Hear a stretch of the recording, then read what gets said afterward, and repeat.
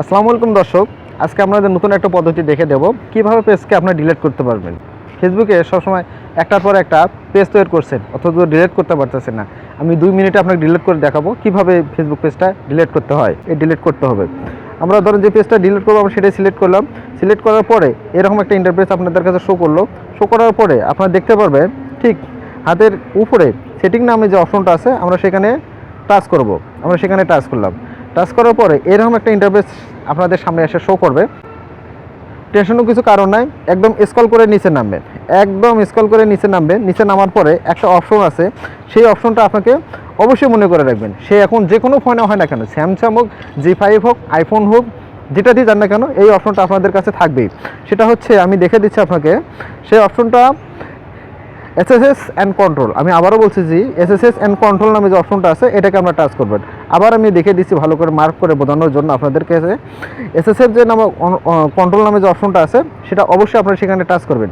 Touch করার পরে ঠিক এরকম একটা ইন্টারফেস নিয়ে এসে শো করবে। এখানে দেওয়া আছে ডিএক্টিভ পেজ, আরেকটা হচ্ছে ডিলেট পেজ। ডিএক্টিভ পেজ হচ্ছে কি আপনি যে সময়কের জন্য এটা ডিলিট করে রাখেন, অফ করে রাখেন, পরবর্তী ইচ্ছে যে কোনো সময় ইচ্ছে করলে আপনি পেজটা খুলতে পারবেন।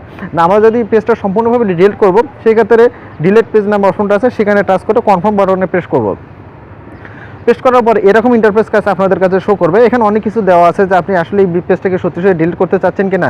তো হ্যাঁ, আমরা অবশ্যই পেজটা ডিলিট করব, সেই জন্য আমরা এখানে কন্টিনিউ বাটনে প্রেস করলাম। প্রেস করার পর এরকম ইন্টারফেস আপনাদের কাছে শো করবে।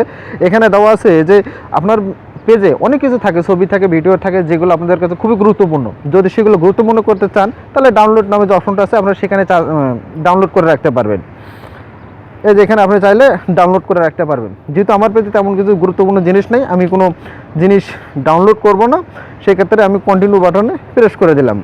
প্রেস করার পরে এরকম একটা ইন্টারফেস আপনাদের কাছে শো করবে। কন্টিনিউ নামে যে অপশনটা আছে আমরা সেখানে ডিলিট করলাম। এখানে আপনার একটা পাসওয়ার্ড চাবে, যে পাসওয়ার্ডটা আপনি সবসময় যেটা দিয়ে রাখছিলেন সেটাই দেবেন। যাই হোক আমি পাসওয়ার্ড দিয়ে আবার আসতেছি আপনাদের সামনে। আমি এখন কন্টিনিউ বাটনে প্রেস করে দেবো। প্রেস করে দিলাম। কন্টিনিউ বাটনে প্রেস করে দেওয়ার পরে ঠিক এরকম একটা ইন্টারফেস আপনাদের কাছে এসে শো করবে। দেখেন আমার এই পেজটা পুরোটাই এই পেজটা আমি ডিলিট করতে চাচ্ছি এবং বারবার আমাকে গুগল থেকে অবগত করতেছে যে পেজটা আপনি সত্যিকারে ডিলিট করতেছেন কিনা, বা বারবার তারা সতর্ক করে দেবে হ্যাঁ আমরা জেনে শুনে এই পেজটা আমরা ডিলিট করতেছি। সেক্ষেত্রে আমার ডিলিট নামে যে অপশনটা আছে, ডিলিটের যে পেজটা আছে আমরা এখানে টাচ করে দিলাম।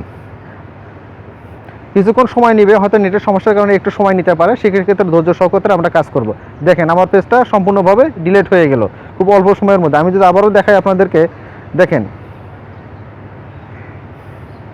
এখানে কল নাই। আমি যে ভিলেজ লাইভ যে অপশনটা দিয়ে দিয়েছিলাম যে পেজটা, সেই পেজটা আমার এখানে নাই, পুরোটাই ডিলিট হয়ে গেছে। হ্যাঁ বন্ধুরা, দেন অল্প সময়ের মধ্যে আমার এই পেজটা ডিলিট করে আপনাদেরকে আমরা দেখালাম। যদি আমাদের চ্যানেলের এই ভিডিওটা আপনাদের কাছে ভালো লেগে থাকেন তাহলে অবশ্যই লাইক, কমেন্ট, শেয়ার দিয়ে সবসময় কন্টিনিউ করে আমাদের পাশে থাকবেন। সে পর্যন্ত সবাই ভালো থাকবেন। দেখা হবে অন্য কোনো এক ভিডিওতে। আল্লাহ হাফেজ।